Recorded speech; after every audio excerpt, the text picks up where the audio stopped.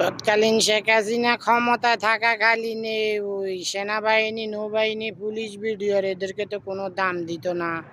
এদেরকে সেনাবাহিনীদেরকে কইতো সন্ত্রাস। এদেরকে সেনাবাহিনীদেরকে বেতন দিত না। কি যারা আমলিগের সেনাবাহিনী ছিল, ও কিছু লোক সেটিং করতো, তাদেরকে বেতন দিত, তাদেরকে দিয়ে সন্ত্রাসী করাইতো। অন্য অন্য সেনাবাহিনীদেরকে কিছু টাকা দিয়ে দিত, কইতো বাগযোগ করে লই যে ওদেরকে বেতন দিত না, কইতো ওরা সন্ত্রাস। শেখ মুজিব রাজাকাররে মারছে, বিএমপি রাজাকাররা কইতো সেনাবাহিনী, নৌবাহিনী, বিমান বাহিনী এরা হইলো সন্ত্রাস, জিয়া রহমান রাজাকাররে মারছে।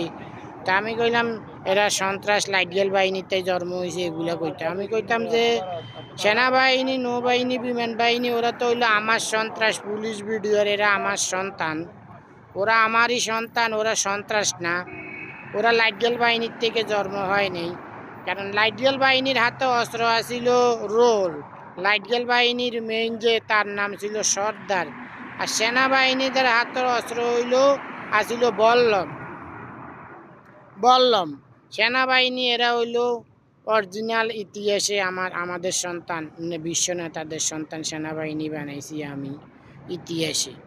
তো সেনাবাহিনীতে যখন আমি বিভিন্ন বাংলাদেশের সেনাবাহিনী, মেজর, কর্নাল, হাজার হাজার সেনাবাহিনীদের সাথে কথা বলা শুরু করলাম, তখন সব কিছু যখন জানতে পারলাম, তখন আমি সেনাবাহিনীদেরকে বললাম যে বাংলাদেশের মালিক হয়েছি আমি, আপনারা হইলেন আমারই সন্তান। আপনারা যে একটা টাকাও যদি কেউ বেতন কম দেয় আমলিক রাজাকাররা আপনাদেরকে, আপনারা নেবেন না এবং আমাকে জানাইবেন, সেটা আমি অ্যাকশনে যাবো।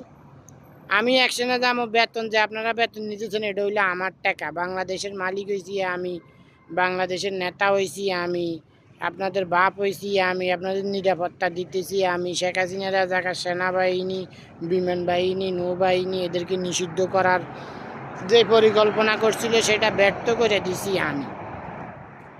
তো আপনারা ওদেরকে কোনো দাম দিবেন না, আমলিক বিএনপি রাজাকারদেরকে।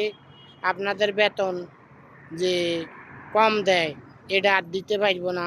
ওই সেনাবাহিনীদেরকে দিয়ে আমলিক আলাদেরও যারা সন্ত্রাস সেনাবাহিনী ছিল তাদের শরীর টিপাইতো, বালা বালা খানা তারা খাইতো, ওয়াইফাই লাইন দিত না। যে সেনা ক্যাম্পের যে সরকারিভাবে যে ওয়াইফাই, তাই ওয়াইফাই লাইন দিত না। আমলিগের লোকেরা এই অত্যাচার জুলুমি করত।